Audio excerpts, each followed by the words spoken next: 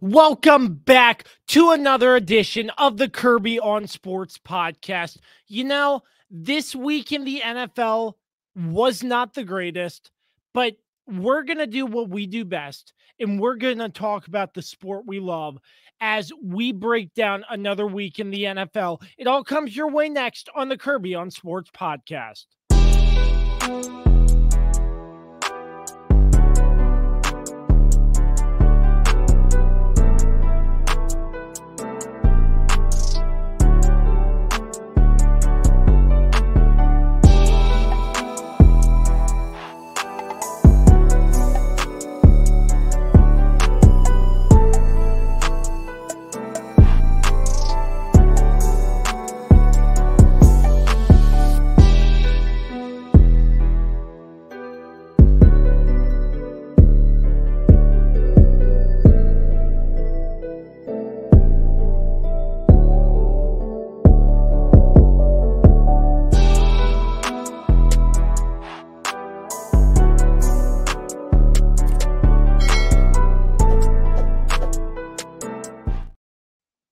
Back in business right here on the Kirby on Sports podcast. Thanks to all of our sponsors, PM Plus Reserves, Shenandoah Primitives, Dr. Dave Leadership Corporation, Mark Francis with Icon Real Estate, Barrett Pest and Termite Services, Shenandoah Music, Mark Lynch with Guild Mortgage, and the official energy drink of the Kirby on Sports podcast, Don't Sleep Energy. Make sure you check out their website, don'tsleepenergy.com. They just dropped some new apparel and some new energy drink stuff. Make sure you check them out and use promo code KOS podcast for 12% off your entire order every single time. Week 6 of the NFL has come and gone, and we're getting ready to break it all down. First and foremost, we bring in the first member of the three-man booth, the weapon, Dan Dembski. Man, we were up late last night. Yes, sir. Watching the Washington Capitals bounce back after falling down 2-0. Good bounce back win for the Caps in a shootout. Exciting game for sure. And the second game of second home game of the season for the Caps. So nice win over the Flames. It was a good time. Absolutely. A lot of fun. And Carlos, the Swiss Army knife, Martinez, what is going on, buddy? I wasn't invited to this. Again, these guys are a bunch of haters, but it's fine. I was also up late last night. Thank you very much. Watching my beloved Dallas Cowboys pull out a tough victory against the Chargers. It was a good win. Much needed. I think the narrative is that you are a hater and you don't invite your boy to anything. It's fine. I understand. Oh, well, we're going to make it happen. Oh, no. Me and Dan are going to make it happen. You're not invited next time. Oh, okay. I'm sorry. You know, when we do our watch along live stream one of these weeks, you're not invited. You know, we'll be streaming from the shed, and me and Dan will be living in comfort and luxury inside the house. You'll be stuck in buffering mode, my guy. We'll have that crystal clear stream. Well, I think the narrative from this week, and I want to get your thoughts on this, from most of the games throughout the league this past week, is some teams looked like they were playing not to lose. I just felt like that was a common theme between all these games I saw, but something I said yesterday. So go ahead. Yes. Oh, wow. Wow. Credit for that thought. Okay. I mean, this is par for discussion here. Is Kirby a swagger jacker? Is he a pundit copier? Is he a point taker? He's a pirate. He likes to repurpose things that people say and make it sound like it's his own. I mean, the evidence. Dan did say it, yes. The evidence is there. Yeah, it hurts. It hurts me. You break me deep down. But you're right, though. But in general, coming from me, yes, it is. This week just was not the best. You want to know why? You want to know why it wasn't the best? Because they had the Cowboys and Chiefs off of Sunday. Football's not exciting without those guys. Oh boy. Oh my. Football's not exciting without our blustering Taylor Swift coverage and our But they're both primetime games. Tear down of the Dallas Dallas Cowboys because they stumble every now and again. That's true. But they did have you on Thursday night and Monday night, so you were in prime time. So we still got our weekly dose of the Chiefs and the Cowboys. It still feels like Thursday was so far away. Yeah, and that game was interesting to say the least. It was.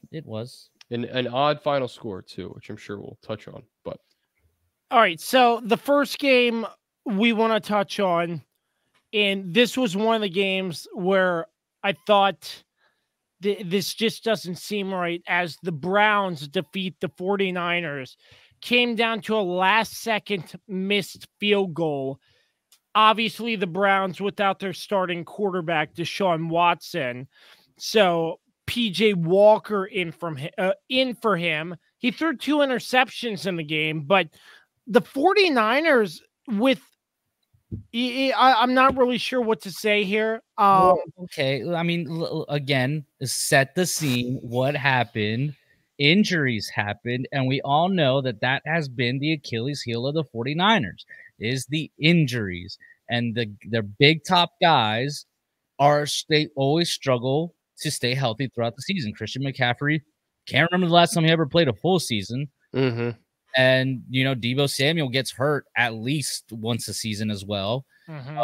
Of course, Trent Williams got he finished the game, but it looks like he left the stadium in a walking boot. So who knows how bad his injury is going to be. But this was the main concern with the 49ers, that if they have everybody healthy, they are unstoppable.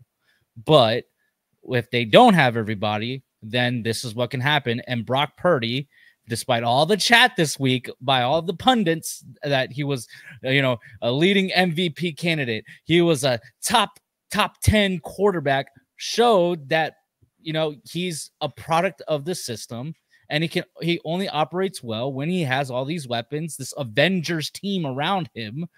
And I feel, and that Browns defense is legit. Mm-hmm. Yeah, they were the main reason why I think the Browns were able to get back in this game, because the 49ers raced out to a 10-0 lead, and I think a lot of people looked at that and said, well, this game is going to be over. But you got to give the Browns credit. They bounce back and answer pretty quickly with a Kareem Hunt touchdown. Or wait. Yeah. Kareem Hunt did have a touchdown. Kareem Hunt touchdown run to get back in the game, make it 10-7. And then from there, really for the Browns it was about pounding the football and about running clock. They pretty much dominated the 49ers as far as time of possession. They had the ball about 6.5 to 7 more minutes than the Niners did.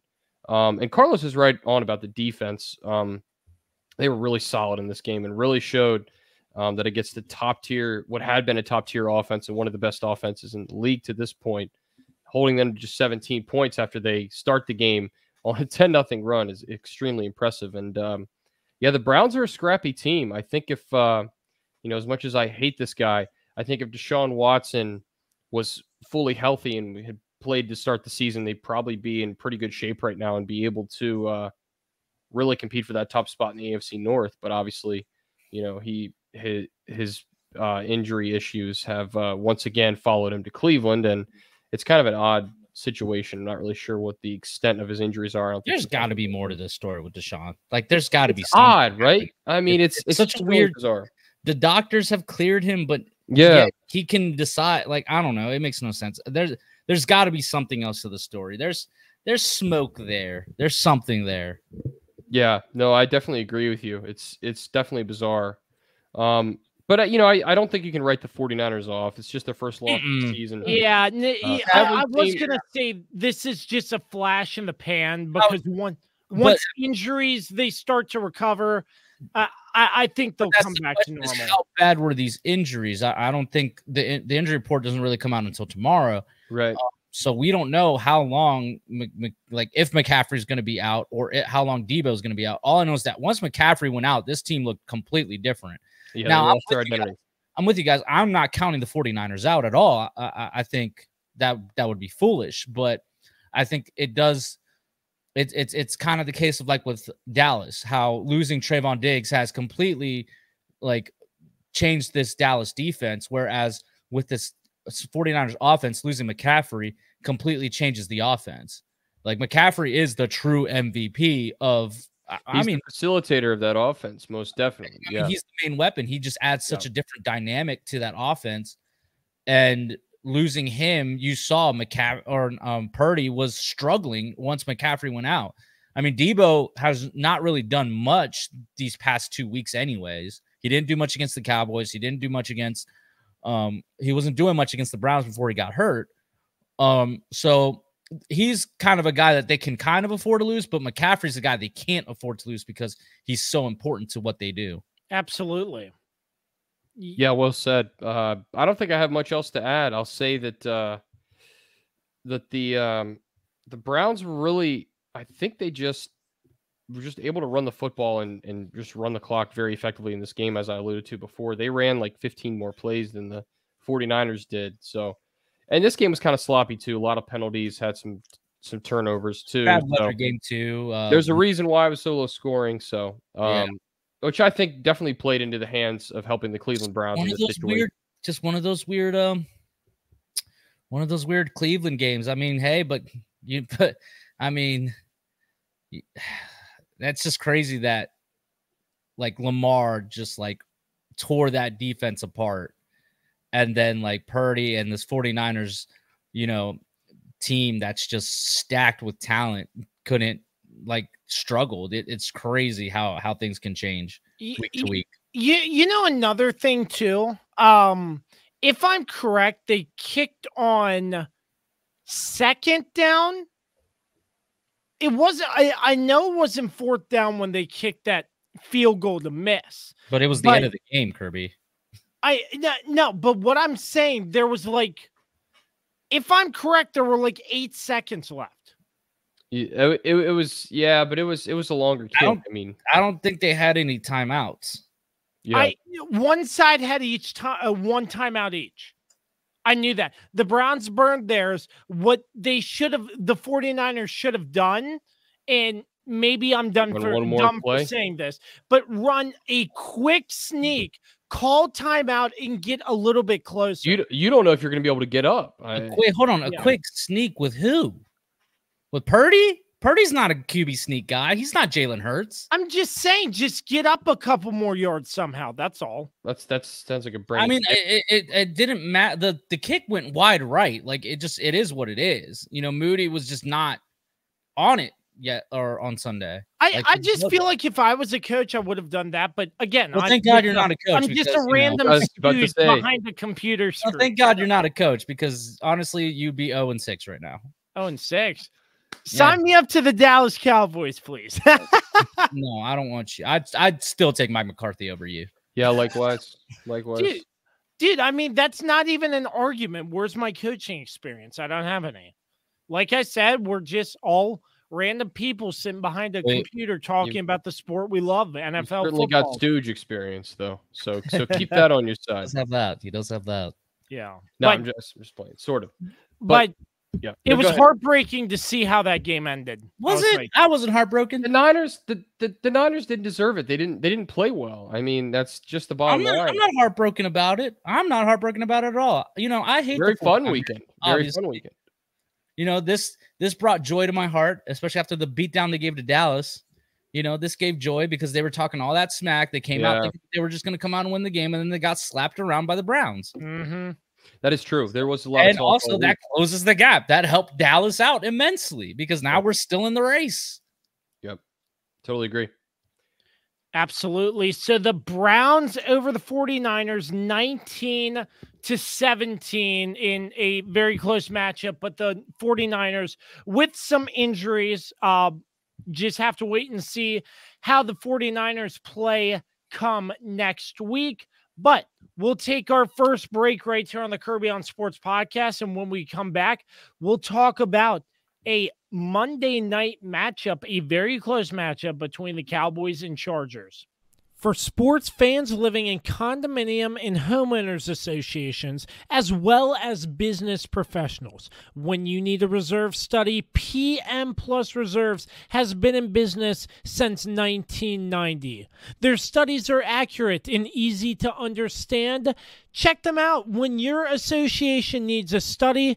www.pmplusreserves.com. You can also contact them at 703-803-8436. Once again, www.pmplusreserves.com. Is it finally time to upgrade your home's interior? How about with an authentic farm table made locally from recycled barnwood? Shenandoah Primitives, based right here in Winchester, Virginia, makes farm tables, benches, tables, coffee tables, and a long list of other items for your home decorating needs. At Shenandoah Primitives, function and style are combined for great furniture that will last generations. If you're interested in combining the industrial look of metal with wood, or considering something incredibly unique with a live edge, Shenandoah Primitives turns those ideas into reality. Thinking about a mirror, wine rack, or other accent piece for your home, Shenandoah Primitives can assist with that as well. As a local small business, Shenandoah Primitives is happy to work with each client for a custom design or schedule an appointment to come out and view current inventory. Local, high-quality, handmade items can be found at Shenandoah Primitives. Find us on Facebook and Instagram or visit us at www.shenandoahprimitives.com. Once again, that's www.shenandoahprimitives.com. We welcome you back to the Kirby on Sports podcast with the Weapon Dan Dembski and the Swiss Army knife Carlos Martinez, who did have a wardrobe change at the intermission. I am Josh Kirby. I will preface this first by saying at the time of taping this podcast, Dan and myself were at the Caps game yesterday. Wait, what? That made no sense. Well, if you'd let me finish. Incorrect. I will clarify this because at the time of taping this podcast, that made no sense. At the time has nothing to do of the game, Kirby and Dan were at the game being a bunch of haters and not inviting your boy, the Swiss Army knife. Carlos was the lone person watching Monday night, which should have been the way it should be because, I'm the only Cowboys fan here, was watching the Cowboys.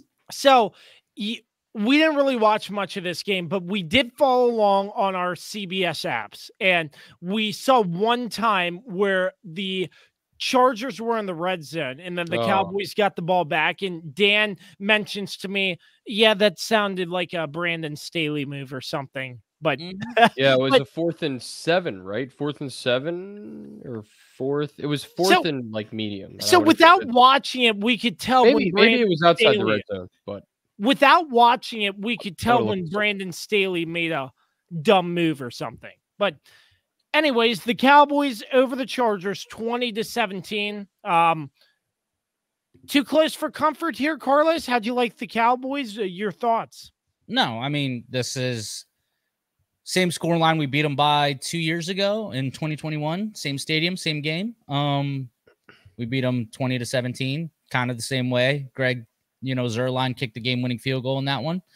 And this time it was Brendan Aubrey, who has been tier 1 kicker this season. But no, I mean, look, this was a good performance by the Cowboys. It was not an easy game, especially offensively. Again, still a lot of issues there, but there was some signs of life, at least this time. And Dak finally started using his legs here. That first touchdown was a beautiful scramble, or not a scramble, it was an option play, in which he, pulled the ball and just ran up out from the whatever the right side and, clear lane to the end zone. And, a lot of the success that Dallas had in this game was a lot because of Dak Prescott using his legs and extending plays, which again has been something that Cowboys fans have been begging for him to start doing more, because you see guys like, always bring him up, Patrick Mahomes. What's his biggest strength is he can extend plays. He uses his legs, he moves around, and Dak isn't the fastest guy in the world, but yet he's, Patrick Mahomes isn't the fastest guy in the world, and he's able to elude defenders, with his legs, and just keep plays alive, which is something that Dak did a lot in this game. He was sacked multiple times, yes, but honestly, he got out of like 5 more sacks. Like there could have been 5 more sacks in that game had he not moved around and gotten out of certain situations. That offensive line is a little troubling right now. Obviously, it's only their second game ever playing all together. So it might just take some time to get that cohesion and that, like, I guess repertoire between them. So I won't hold them to that. But the biggest stars of the game were the receivers, with Brandon Cooks finally getting his first touchdown as a Dallas Cowboy. He also made a very crucial 3rd down catch. CeeDee Lamb, he didn't score any touchdowns, but man, was he lighting up that stat sheet, and showing why we need to involve him more in the offense. No matter what, he has to be the focal point. Michael Gallup struggled hard in this game. At one point, like Dak was like 16 of 16 to like every other receiver that he threw to. And the only receiver that wasn't able to get on the same page and make plays was Michael Gallup. He was the only one dropping balls at one point. But yeah, the post-game interview, Dak said it best. This was a resilient performance by this team. This wasn't easy. This is the first time Dallas was in a game where it was like an actual football game and they weren't done by the 4th quarter. And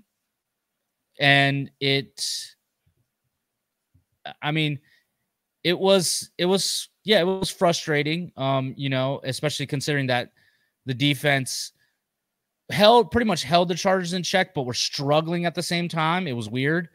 But in the biggest moment, Micah Parsons showed up finally, gets the sack, and then, Stephon Gilmore on the next play gets the interception and seals it for the Cowboys.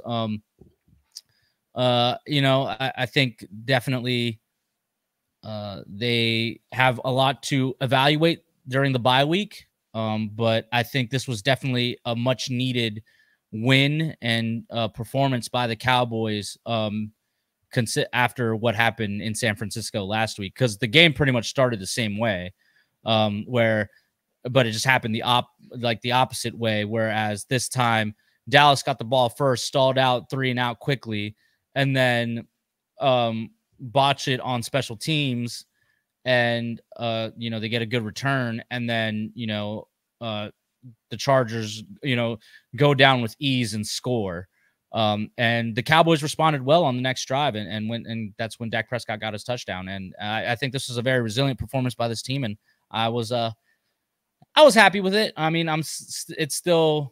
It doesn't completely wash the taste of that San Francisco loss out of our mouths, but at least we go in the bye week with a win, and we go in at 4-2 instead of 3-3. Yeah. Go ahead. Sorry. I found out about that 4th down play. So it was 4th and 1, but it was a 10-7 game at that point with like 7.5 minutes to go in the 3rd quarter. Why don't you just take the 3 there and tie the game? I don't understand. Brandon Staley has been. Dallas had a similar situation at one point. They were down in the red zone, and they tried to do the tush push, or the brotherly shove, as they're trying to call it now. As everyone tries now. Literally, the only team that can. It's only the Eagles. It is the Eagles, and that's because they have a quarterback who can deadlift 600 pounds. And they got one of the best centers in the league, and Jason Kelce. So you can't, it's not something that any team can just replicate. Right. And Dallas failed in that situation. And Brendan Staley did have, granted, it's not all Brendan Staley per se. I mean, this was Kellen Moore's offense. Kellen Moore calls the offense.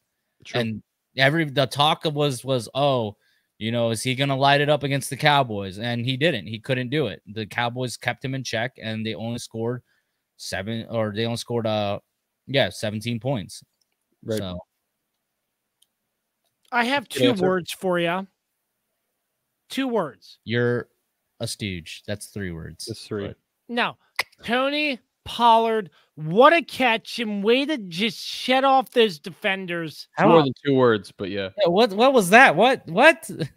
I think, you know what? He didn't leave enough space. So he wanted to say Tony Pollard and then take a second and then go into it. Is that what you're trying to go? Listen, Tony Pollard made that big play, but Tony Pollard was a good play. Hold on. Tony Pollard made that big play, yes, but Tony Pollard was atrocious last night. Tony Pollard could not. That run game was non-existent except for like that first draw or that first touchdown drive that the Cowboys had. That was the only time that the run game was working, at all. But after that, nobody could get going. We kept Eckler in check. Like Bell was everywhere, was all over him, and that's a guy who's an undersized linebacker. He's only playing linebacker because Van Der Esch is out right now, and he's normally actually a converted safety. But he was all over Eckler and kept him in check. Of course, Eckler took that stray shot in pregame. That was hilarious. I mean, definitely don't be swinging, on the field. Come on, let's keep it cordial. But like, that was hilarious in terms of just like, he was just at the wrong place at the wrong time and just took a shot for no reason. Tony Pollard, I mean, thanks for making that big play. We know what he's capable of, but they really got to find ways to get more creative with the run game, because just running it up the middle on first down every time is not working. Teams know it's coming, so they're shutting it down. And this offensive line is not the best offensive line, so they aren't really doing much to even give Pollard space to be able to do what he can do. Red zone offense for the Cowboys seemed to be a struggle. How do you think they fared? What else is new, Kirby? What else is new? I've already talked about this multiple times. It's Mike McCarthy. I just feel like is just not a creative play caller. And I wonder sometimes if, has the game passed him by and he just doesn't have it anymore. Again, what did I say was the main driver of success for the Cowboys in this game? It was Dak Prescott extending plays. It wasn't the play calling itself. It was because Dak Prescott kept making something out of these, which is good. Dak needs to do that. In order for this team to be successful, Dak needs to be more. He needs to be more of like how he was against, Tampa in the playoff game last year. Where he just has this confidence and he just commands the game, takes it over. This was Dak's best performance of the season, in my opinion. And, but it didn't come without frustration.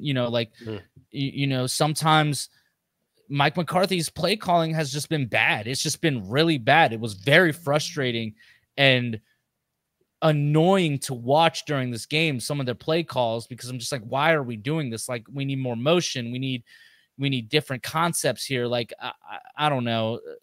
It's just not great. And red zone, they scored some, but again, it's the same thing. Where once we get, into the red zone, this offense just can't get it done. They just can't, get like it's like Mike McCarthy has no creative plays down there and doesn't like involving certain players once we get down there. Perfectly said. Yeah. We didn't watch this game. Do you have anything else to add, Dan? No, I think Carlos covered pretty much every aspect of it. And once again, Justin Herbert can't win a meaningful game. All right, that's my rant. Yeah, I mean, look, Justin Herbert, we all know, like, he's super talented. We all know that. I mean, he is playing with a broken finger right now, but that didn't really affect him. I mean, in all honesty, man, like, a lot of I mean, another reason why Dallas lost is the reason why Dallas won is because, I mean, Justin Herbert just completely overthrew some players that were wide open that would have gone in for touchdowns. Now, there was also some plays where what comes to mind is like there was like a little, screen pass that was going to go to Austin Eckler, but then DeMarcus Lawrence batted the ball down. But had Lawrence not batted the ball down and it got to Eckler, Eckler was going to be in that end zone. He had a blocker in front of him, and there was like no Dallas defenders really in position to make the stop. So, but yeah, I mean, the Chargers defense is not the best. Good. Their secondary is terrible. Yeah, they're really bad. But aside from Asante Samuel Jr., but they purposely kept CD away from him, and that's why and they kept putting him on Davis, who's their worst corner, but yet he's their number 2. Right. And CD was completely lighting him up. But yeah, I mean, in terms of the Chargers, it's just, I mean, if Staley wants to keep his job and not get fired halfway through this season, he's going to have to like really get it together with this team, because right now they're now they got to go play the Chiefs.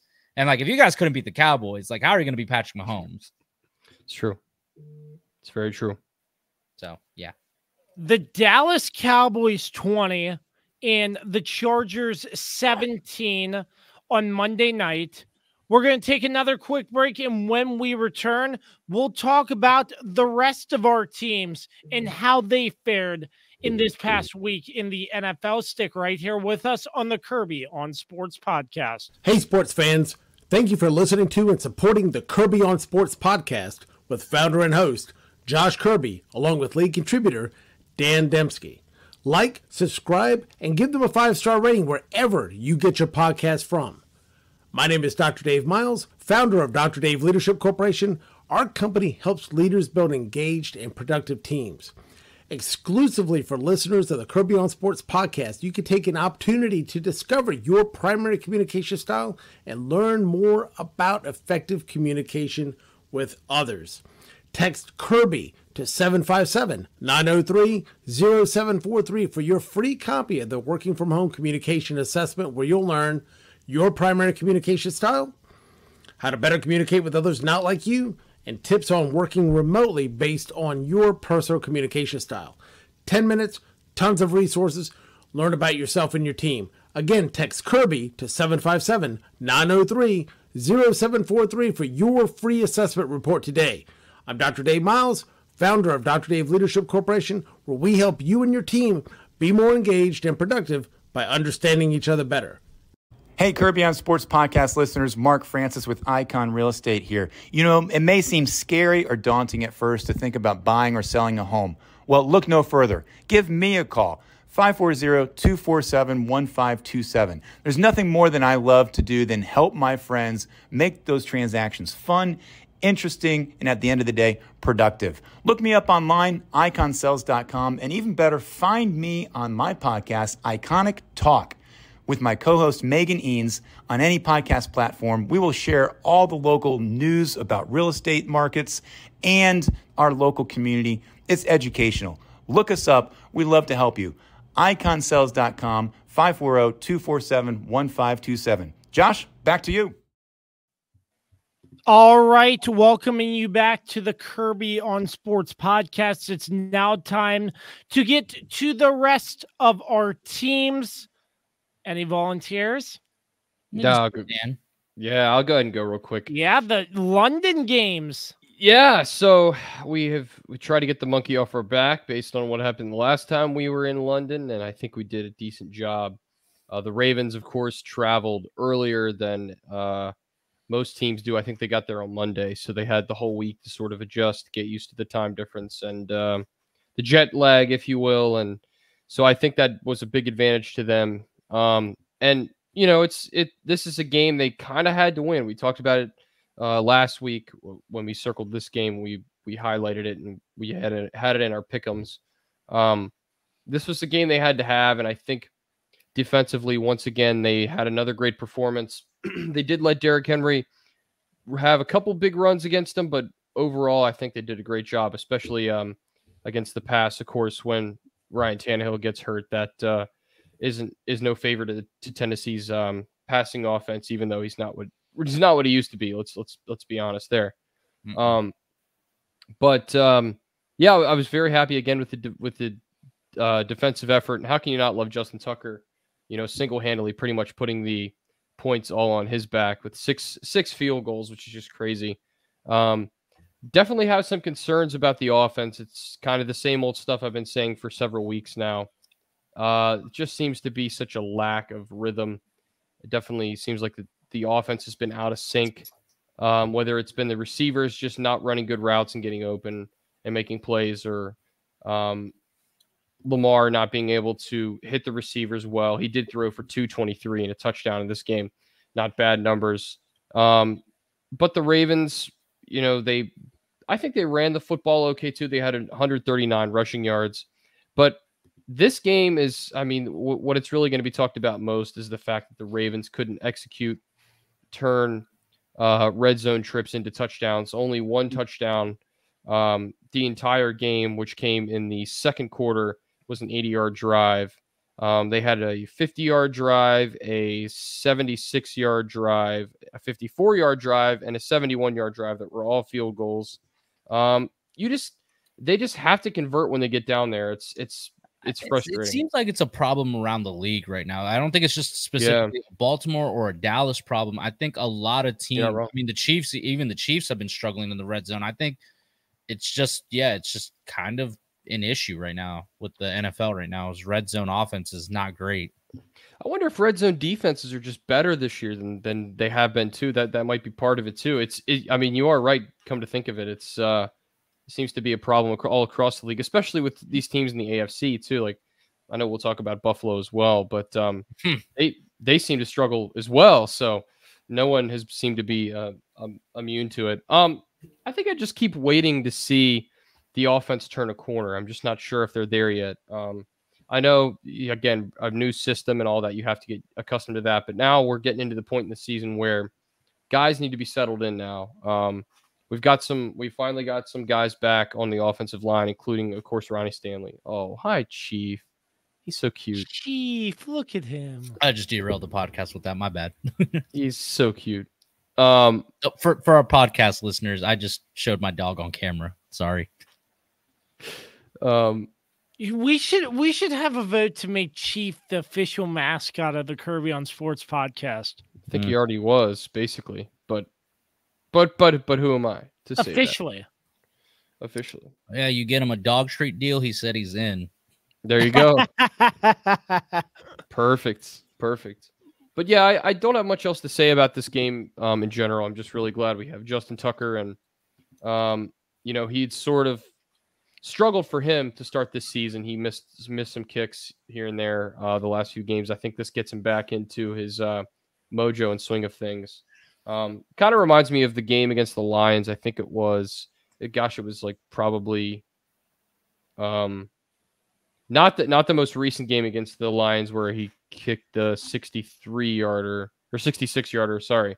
But there was one, I think it was 10 years ago, where he kicked 6 field goals. So it's not the first time he's done it, but certainly it is quite an accomplishment, and I'm just really glad he's on our team. And I can't complain about the Ravens. I think just watching other teams this year, especially the AFC, it's been a very odd season. There really is no one dominant team. Just when you think there is one, they have a slip up. I think Kansas City's probably still the team to beat in the AFC, just because of the Bengals' early struggles. And I know we're going to talk about this, but I'm not sold on Buffalo at all. They have a lot of questions for me. Back September champs, baby. That's right. But yeah, I don't think I have much else to say. I just, I hope the offense can get into more of a rhythm and a flow. We can get Zay Flowers and Nelson Aguilar, continue to get those guys involved, and of course Odell as well. They definitely had some stretches in that game where they were solid, but it's got to get more consistent. I think it's going to come down to the quicker routes, and Lamar has to make quicker reads. I think that's been a big problem. He's been holding on to the ball way too long at times, and it's costed them. So Yeah, that's really all I have to say. I'm just the defense just, man, they just step up every time. They've stepped up pretty much all season, with their back against the wall too. So it's a championship caliber defense in my opinion. I hope the offense can get caught up, not quite to a championship level, of course, but to where they can be more consistent. So, yeah. All I've got to say is poor Titans. Poor Titans. Yeah, Tannehill's out. Malik Willis came in for him. I mean, he played well. I mean, no, he didn't. Malik Willis played like crap. Let's call it what it is, man. Is it time for the Titans to consider tanking? Because look, I mean, yes, they drafted Will Levis this draft, but keep forgetting about him. I mean, he can't even get, like, he's their emergency quarterback. Like, and if Malik Willis, God, it's hard to keep their names like they sound so Willie simple. Willis, Will, yep. Yeah, if Malik Willis, who can't quarterback for anything, if he can't get past that guy, then is Will Levis even the future at all? Like, dude, I mean, it's clear they don't really believe in him if he's like not even like able to be the backup, So I don't think that they can really get anywhere with these quarterbacks. I mean, Ryan Tannehill they're trying to squeeze juice out of a rock with him at this point because he's I agree with that. Derrick Henry he tries to carry the team, but he can't. He can't do what he did 3 years ago. He can't. He's not a young running back anymore. He's taken a lot of punishment and a lot. And again, they signed DeAndre Hopkins, but they can't get anybody to get him the ball. So do you consider maybe trading him for assets? Try to collect as much draft capital as you can with these guys. I don't think it's a bad idea. Because I think the problem is so long as they have Vrabel as a coach, they're not going to ever be in a position to get a top 5 pick. Mm-hmm. He's going to have them better than that, but it's just a case of like, what are the Titans' goals here? Because this team is not it. This team is not going to get them, back to where they were a few seasons ago when they were in the AFC Championship game, where they were beating the Chiefs. And then, of course, Patrick Mahomes does what Patrick Mahomes does. And yeah, I mean, it'll be interesting to see where the Titans go from here. Yeah, it's they're in an interesting spot and in a division where pretty much everybody's in the same boat except for Jacksonville. Everybody's sort of looking for, I guess the Colts have their franchise quarterback in Anthony Richardson, but now he's probably done for the season, which I'm sure we'll talk about. Texans have CJ Stroud, who has been awesome. Yeah, that's true. I forgot about CJ Stroud. So, and of course, Jaguars have Trevor Lawrence. So the only team in that division that doesn't have like a franchise quarterback right now is the Titans. Yeah. I mean, and all those guys are from the last 2 or 3 seasons. So it's, maybe they're behind schedule a little bit. Maybe they should have started their search, a year or 2 ago. I don't know. I just think Ryan Tannehill is what he is. He's an average quarterback. Washed. He's an average quarterback. He's gonna game manage. He's not gonna do much else at this point. He's not even game managing at this point. He's just bad. Yeah. I mean, I don't know. He'd put him somewhere between bad and manageable, I guess. So, bad and mid. so not good. Not good, certainly. No. Yeah. So no, I definitely agree with you, Carlos. It is odd that they took Will Levis. Well, he was a first-round pick, right? No. He was projected to be, but then everybody plummeted. Yeah, it was just one of those. It was just one of the cases of we never understood why he was projected to be a first-round pick because it's not like he accomplished anything. Yeah. In college, it was like Mitch Trubisky case all over again. Yeah. Well, moving on. I think we should discuss the Chiefs. No, incorrect. We're going to talk about your team. Oh, okay. You don't want to talk about the Chiefs? We'll talk about the Chiefs next, but we'll save them. We'll save the best for last. The best for last. Okay. I don't know if I can even say they had a rough performance, but The Washington Commanders win. defeated the Atlanta Falcons 24-16. Let the record show that Kirby originally did not believe in his team until I forced him to believe in his team. You're welcome, America. Well, the Ravens beat the Titans 24-16. So there you go. Well, this game was very good, but Was it? I wouldn't label it as good. I would label it as entertaining. it was an entertaining game that made the Commanders look like a good team when they were playing an absolutely bad team. I wouldn't say that either, but I would say that they definitely were. You wouldn't say that? What? Why not? I wouldn't. Desmond Ridder literally almost beat you guys. It's because Desmond Ridder does what Desmond Ridder does, and They tried every. Yeah, They tried every way to get interceptions. Yeah, but he almost beat you guys. Like Arthur Smith tried to hand you the game too. He was Yeah. a stooge too. Well, I wouldn't have been surprised if the Falcons did something because the Commanders, with so many opportunities with the football, they weren't able to convert. They just 4 and out and football. That's all I hear every time we talk about the Commanders, dude. My God. Celebrations all around. They won the game. They beat Desmond Ridder at home. They handed him his first loss at home. I wouldn't label them being, oh, the Falcons made him look like a good team. The Falcons stink because they have Desmond Ridder at quarterback. They could have had Lamar Jackson at one point, and those stooges decided not to take him up on that offer. And you're sitting here crying about your team. Get out of my face. They should have had more points on the board. I'm saying that. And so should the Cowboys. So should the Ravens. But do you see us going, No. oh, our poor teams.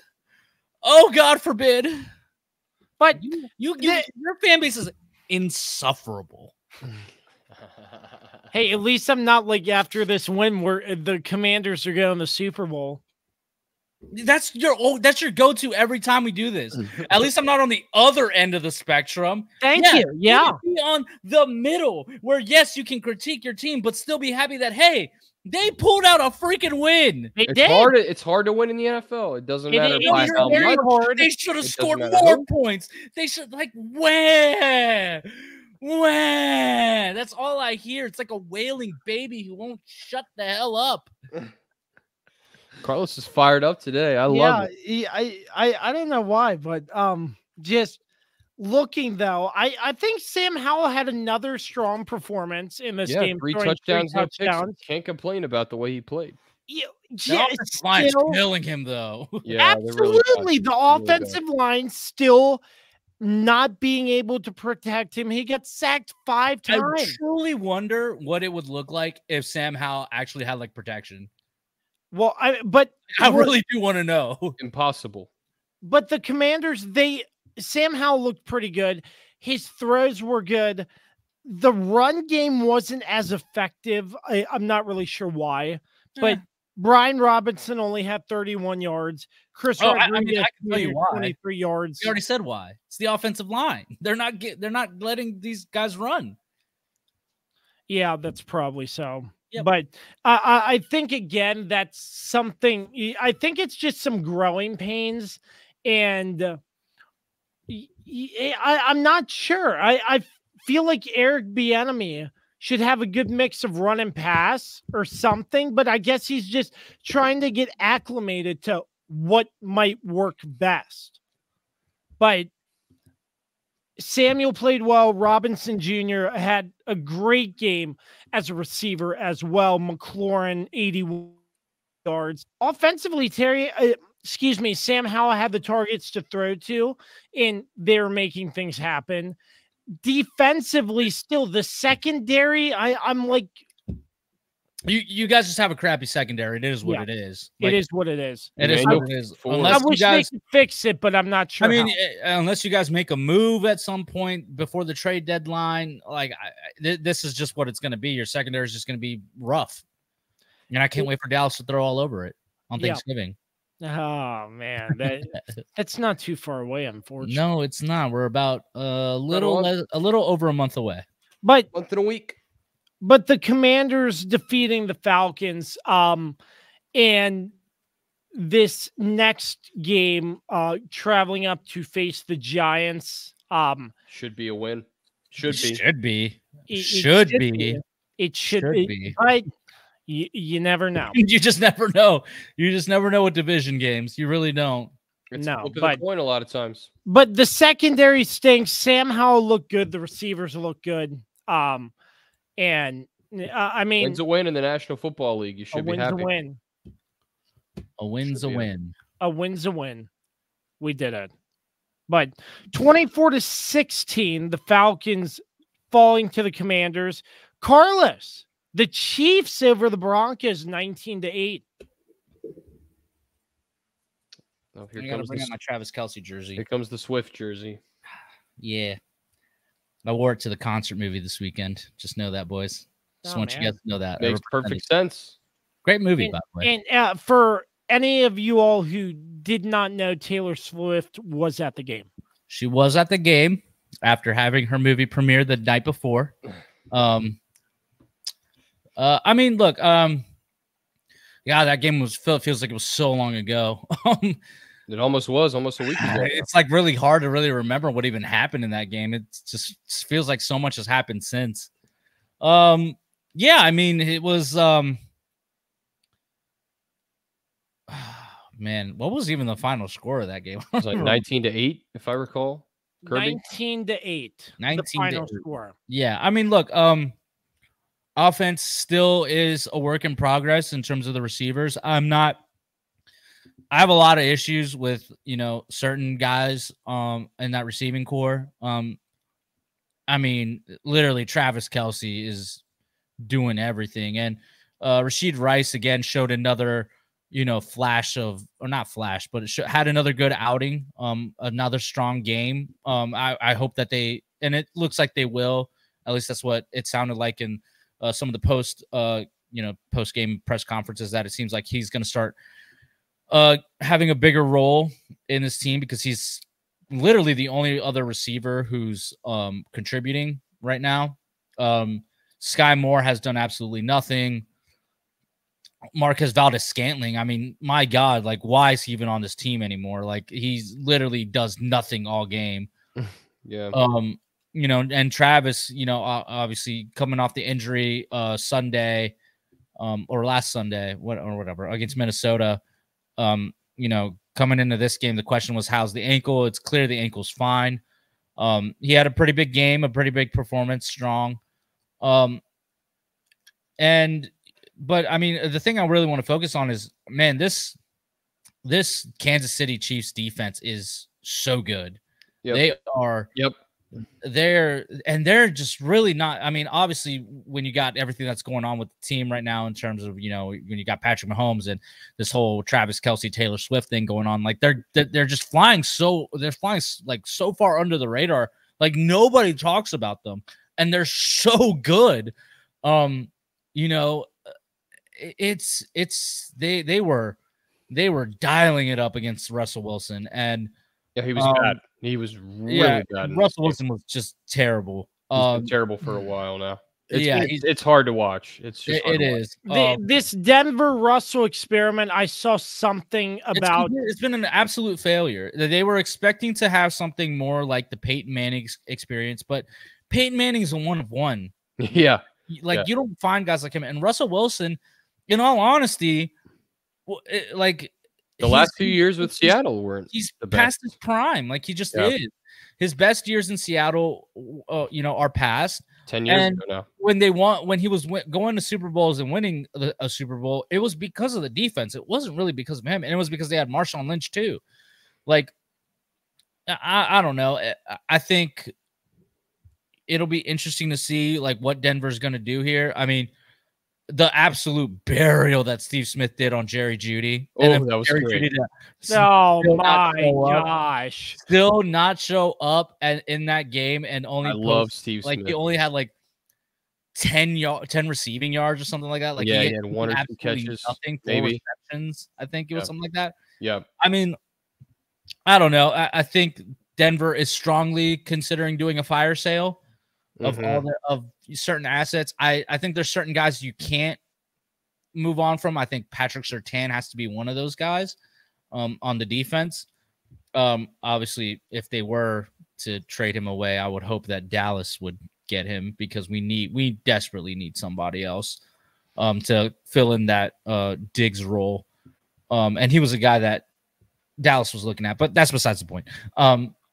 Yeah, I mean, look, the Chiefs got the win. Obviously, they haven't been convincing, I guess you could say, in their offensive performances, but I think that comes a lot from these receivers are just none of them are. I mean, aside from Travis Kelce, and obviously I've talked about Rashid Rice. None of these guys are doing anything. Like they just aren't on the same page with Patrick Mahomes, and I would like to see them give, Justin Ross some more opportunities. I think he's a super talented wide receiver. I've brought him up before out of Clemson.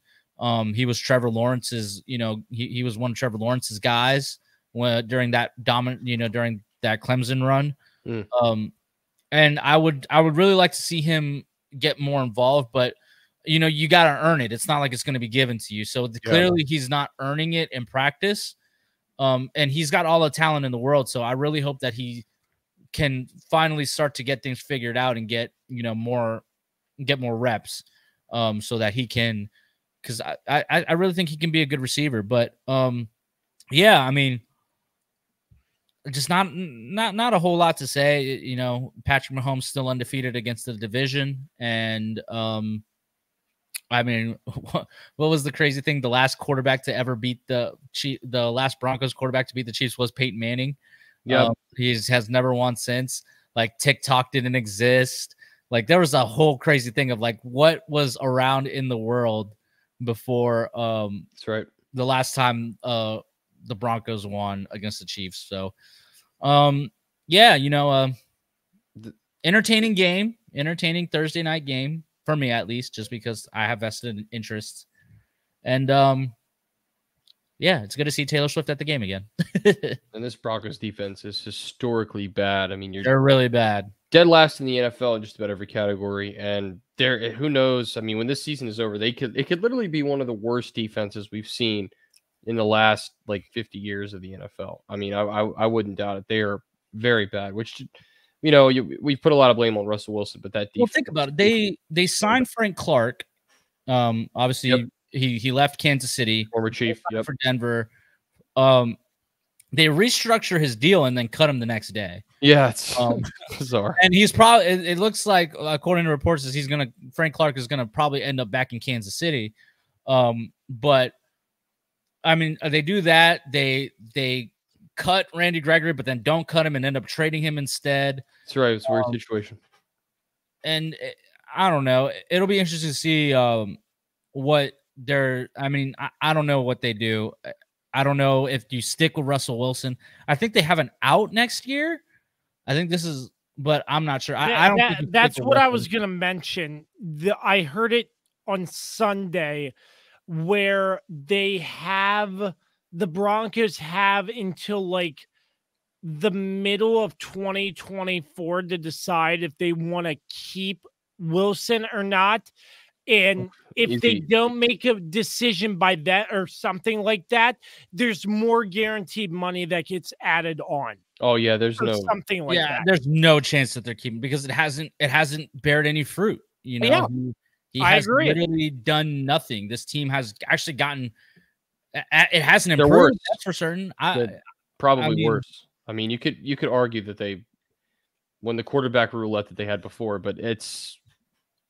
I don't know. This is a franchise that has been struggling to find Peyton Manning's replacement, and they honestly got lucky with Peyton Manning. They got lucky. There's a lot of teams because they got lucky that he fell in love with Denver. But aside from that, no quarterback wants to come play for the Broncos.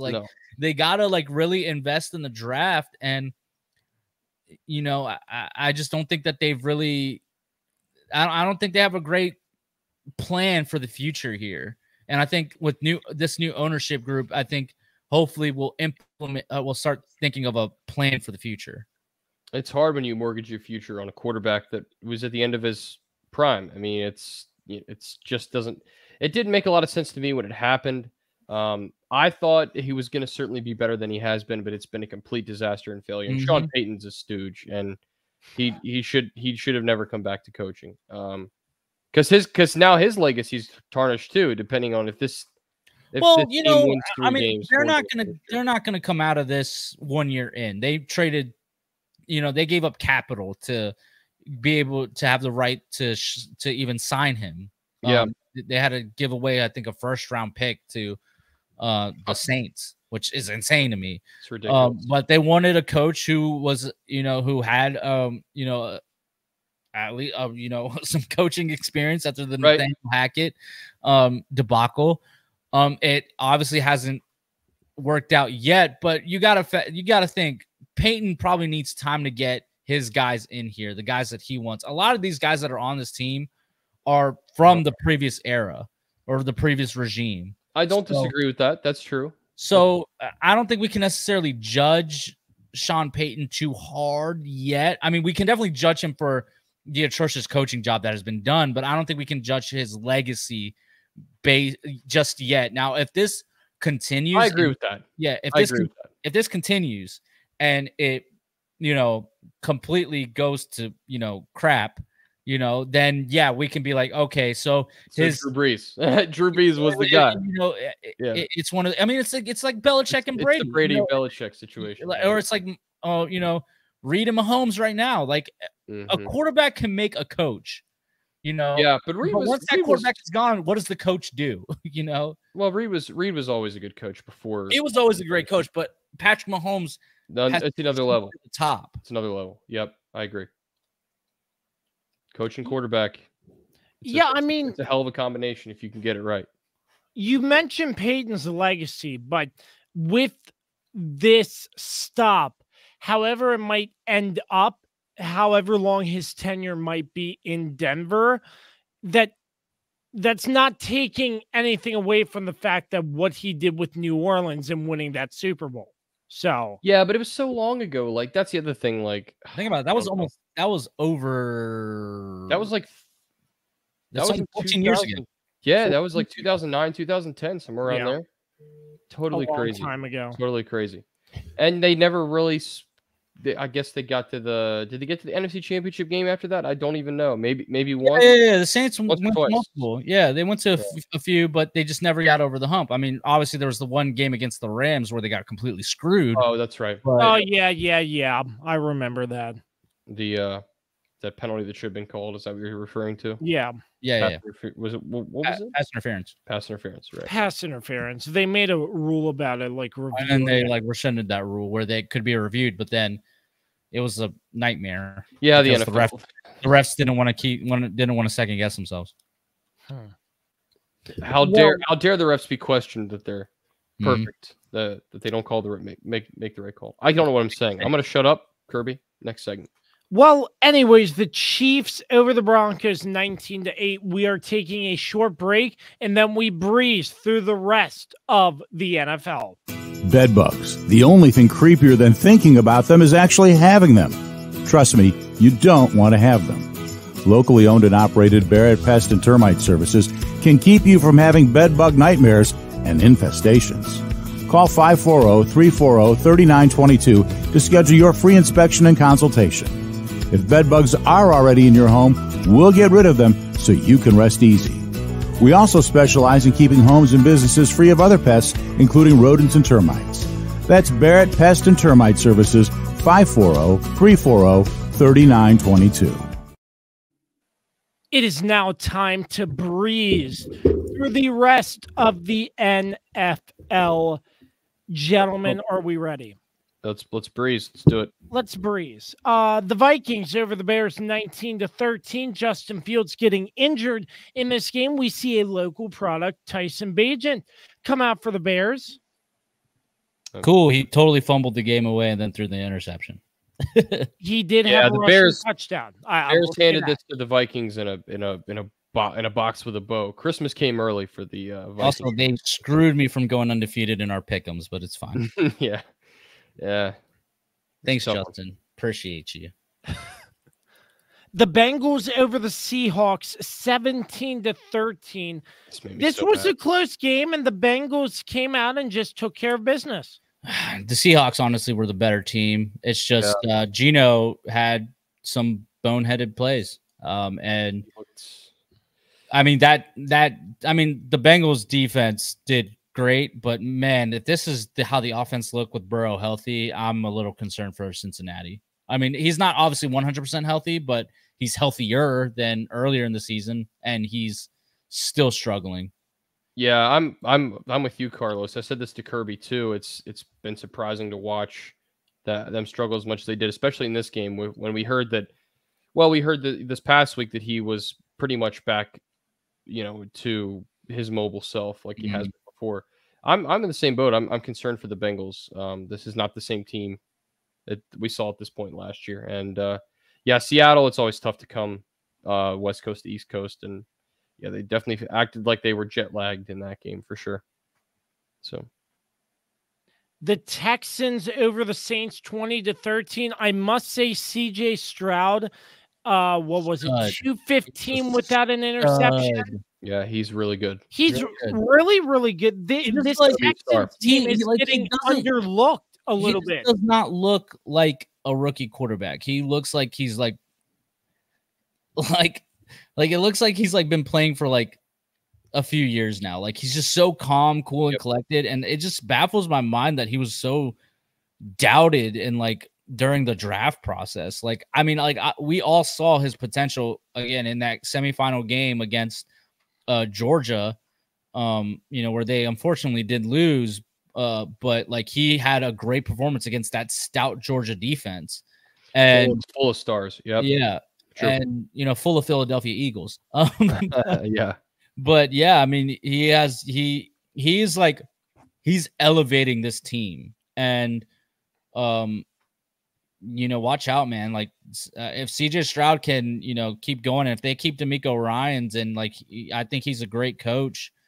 I think that this Texans team is going to be they're definitely building something great down there. Absolutely. I think it looks like the culture is changing down there for sure, from Billy O'Stooge to a 3-3 team with CJ Stroud. I wouldn't have thought, but yeah, who would have thought they'd be 3-3? That's what I was about to say. This team should not.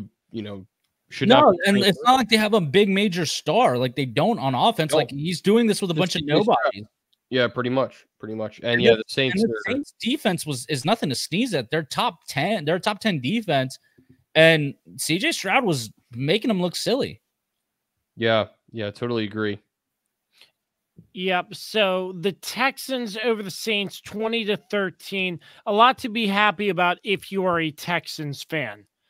The Jags over the Colts 37-20. Yeah, don't have much to say. The Jags they dominated from the start in this game. Unfortunately Lawrence got hurt, so yeah. We'll see how that goes. Yeah. And then of course, Anthony Richardson got hurt as well, right? Yeah, but he didn't play in this game. No, he didn't play. He was already. They're evaluating whether he's out for the season or not, which it's leaning likely. Shut it down. Just shut it down. There's no reason to bring him back this year. Yeah. The Dolphins over the Panthers 42-21. Just skip this. I mean, the only winless team in the league is the Panthers. Tune-up game for the Dolphins to get back on track, and yeah. Are you surprised though that the Panthers are winless? No, Kirby. Just move on. Just no. We don't need to have a conversation about the Panthers. They're just bad. Yeah. Sucks to see with their rookie quarterback Bryce Young though. So be a breeze through the league, but yeah. Yeah. The Raiders, man, over the Patriots. Who cares? I have no comment on this. Patriots stink too.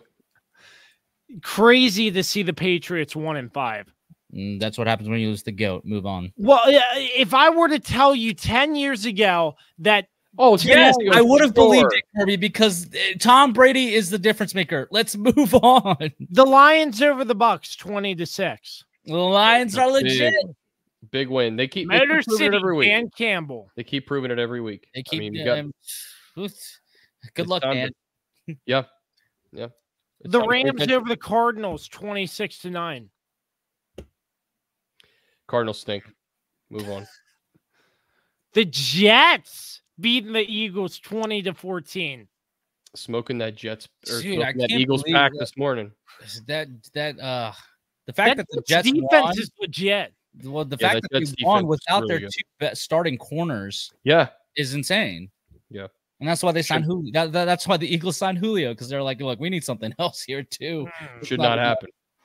Eagles No, can't let Julio's that happen. washed. Yep. Yeah, I mean, Jalen Hurts threw 3 picks. It's Did like, not play I mean, well.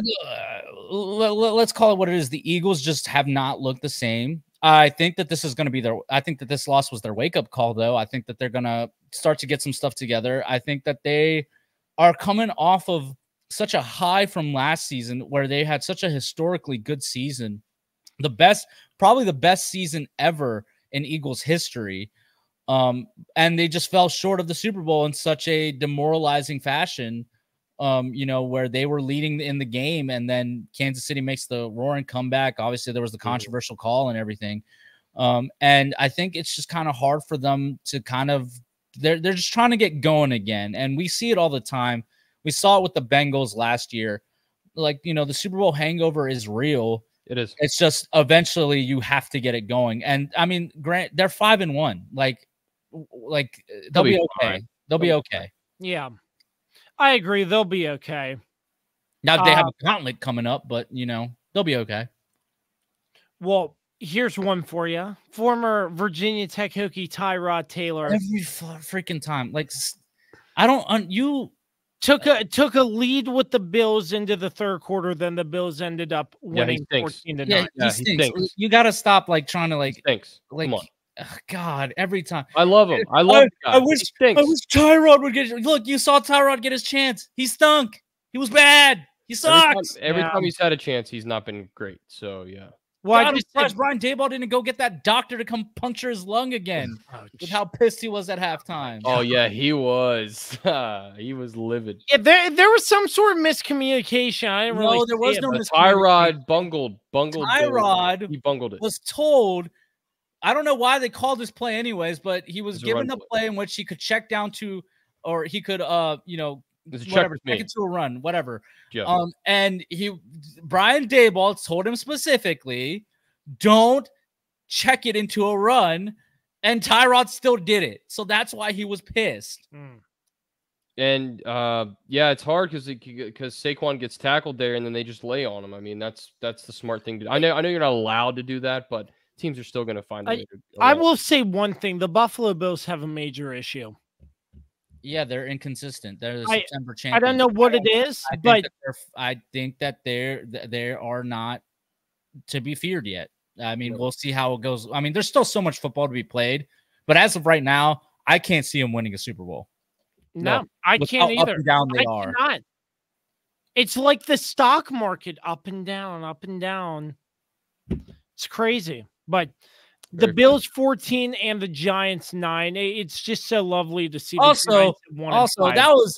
that was in pass interference on that last play. That was pass interference. They should have that was like clear pass interference that they should have. The Giants should have had another shot at it. What payback if they from would've last won? year. Huh? It's payback from last year. Giants Commanders on Sunday night. Nobody cares about the Commanders yeah, right now. We're he's not a talking about GM, the okay? Commanders. Payback. For He said that. He said that yesterday. game. He said that yesterday, and I was like, dude, just shut up. Come on. It's like, Your team was payback. pretty good last. Yeah. The ref had to go to his pocket to see what was that call last. No, they don't care about that. Yeah. Anyways, Yeah, the Bills are. Yeah, I'm not. they got some things to work out. They got to figure some things out. This should have been, considering what the Giants were missing in this game. No Daniel Jones. At least 25 to 30 points. Yeah, At least. the Bills should have put up way more. Yeah. But the Giants And 1 and 5, there's a huge issue there.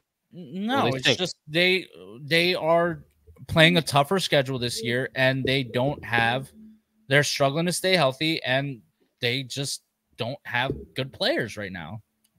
Yeah. Agreed. Yeah. A terrible offensive line too. Terrible. Absolutely. Maybe Just the worst in looking- the NFL. Maybe the worst in the NFL. It's up there. Tyrod got sacked 3 times.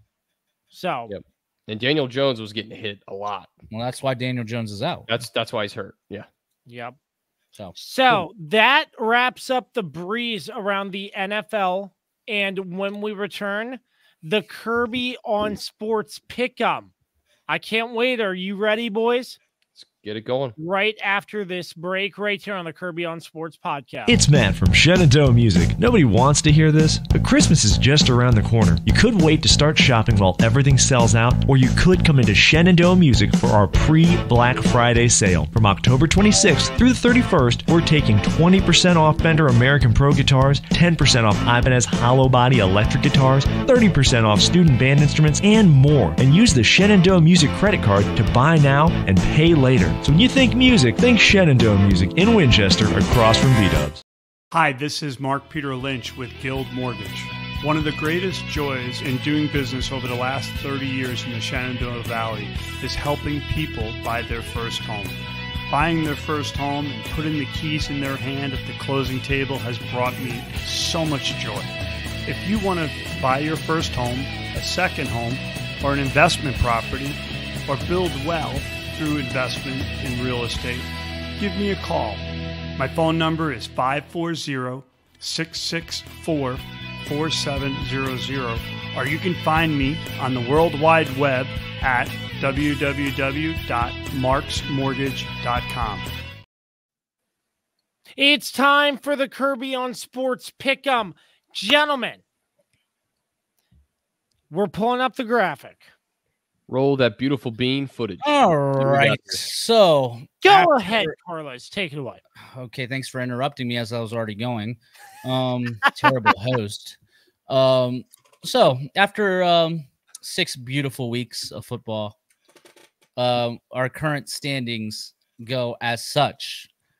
Dan continues to be in first place. Had a little bit of a, I guess you could say a down week, but not really a down week. Going a whopping 4-2. His current record stands at 22-14 at first place. Kirby right behind him. He also had a 4-2 week. At 21-15 now is his overall record, so he is still in second place. And your boy has made a ferocious comeback and stayed alive by having a great 5-1 week and putting my overall record at 20-16. So with that being said, week 7's pick'ems go as such. The games we will be choosing from are the Chiefs versus Chargers, the Buccaneers versus Falcons, the Dolphins versus Eagles, which is the marquee game of the week. And we got Ravens versus Lions, which is our most watchable 1:00 game. We got Jaguars Saints Thursday night. So Kirby, we will have to put this graphic up quickly. And we have Saints versus Rams. I guess I'll start. I picked. You mean Steelers Rams? Oh, did I say Saints versus Rams? Yeah, you're good. Bad. Steelers versus Rams. Steelers versus Rams. So yeah, I'll go first. Which one's the Thursday night game? Jaguar Saints. Jaguars Okay. Saints. Just clearing that up. So obviously I will take the Chiefs because I'm contractually obligated to. I will take the Buccaneers. I just don't trust Desmond Ridder to pull off any wins here. And I think, I'm not saying Baker is much better, but I think I trust Baker more than, or I trust the Buccaneers as a whole more than the Falcons. I am the only person taking the Eagles. I was originally going to take the Dolphins, but something's telling me Eagles, so I'm going to follow that. It's a tough one. It's a really tough one. I just think that this is it's a wake-up call for the Eagles losing to the Jets, and I think that they're going to want to prove something against the Dolphins. And, I mean, honestly, how often have we seen Tua in prime time in the biggest games? I mean, they struggled against Buffalo, and I think that this Eagles defense is going to want to prove something against these Dolphins. But I can definitely see it going the other way of Tua and these Dolphins lighting it up. So this was a tough one. I'm taking the Ravens over the Lions. I think you just gotta. with it being a home game, I think you just got to give it to the Ravens, in my opinion. I think that has to count for something. It's going to be a competitive game, though. It just depends on how this, how impactful is Lamar going to be in this game, because Lamar is the key here. I will take the Saints over the Jags, just because I don't think Trevor Lawrence is going to play in this game, and I think that's going to really affect things. We obviously haven't gotten the injury report, but I'm basing it off of that. He's also either way, if he plays, he's playing hurt, and he's not going to be as mobile. So I'm going to take the Saints. And then I will take the Rams over the Steelers. I think the Rams have been playing fantastic lately, and I don't think the Steelers offensively have been great. So I'm going to give the Rams the edge over the Steelers. Dan? Thanks, Carlos. Yeah, I'm going to open it up. The same two picks as Carlos. I'll pick the Chiefs over the Chargers. Chiefs are the Chiefs, and I don't trust the Chargers as far as I can throw them right now. I'm going to pick the Bucks over the Falcons, kind of similar to what Carlos said. Although he did dunk on Baker Mayfield a little bit. He was playing pretty well this season until this past Sunday. So I think he continues that trend. And I think they beat Tampa beats Atlanta, I would say by 2 possessions. I think that's a 2-possession win, which I know is probably ballsy to say about a division game, but hey, someone's got to say the dumb take that we can, grab later and make a joke out of. I'm going to take the Dolphins over the Eagles. This one was probably the matchup to choose in our pick'ems this week. Yeah, I just think the way the Dolphins are playing, they just have such an electric offense. Most efficient offense in like 20 years or something like that. Yep. I think the Eagles defense is really going to struggle in this game. I do think the Eagles can keep up on their side scoring, but they've shown that they've had a couple slip ups too. Mm-hmm. I mean, so have the Dolphins. I can't deny that. But yeah, I'm gonna pick the Dolphins in this game. Contractually obligated to pick the Ravens, although over the Lions. Although this is again a very tough game to pick.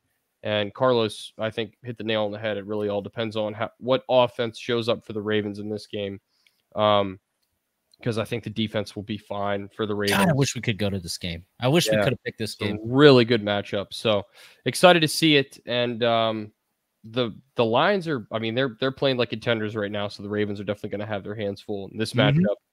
I'm going to pick the Saints over the Jags, kind of the same reason as Carlos. And this was a game I'm not confident in either team right now. So yeah, just kind of flip a coin and close my eyes, and that's who it landed on. For the best. Yeah, exactly. And going to take the Rams over the Steelers. I think the Rams are they're sort of a team I can't really wrap my head around, but I think the Pittsburgh Steelers are even more that way in my head. They're kind of all over the place. So, and I think this game is in LA, correct?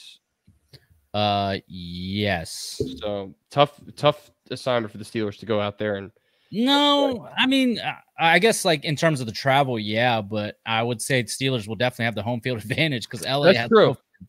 And Steelers they travel well. They travel one of the best in the NFL for sure. So, yeah, but I'm gonna take the Rams. I think the Rams are the better team right now.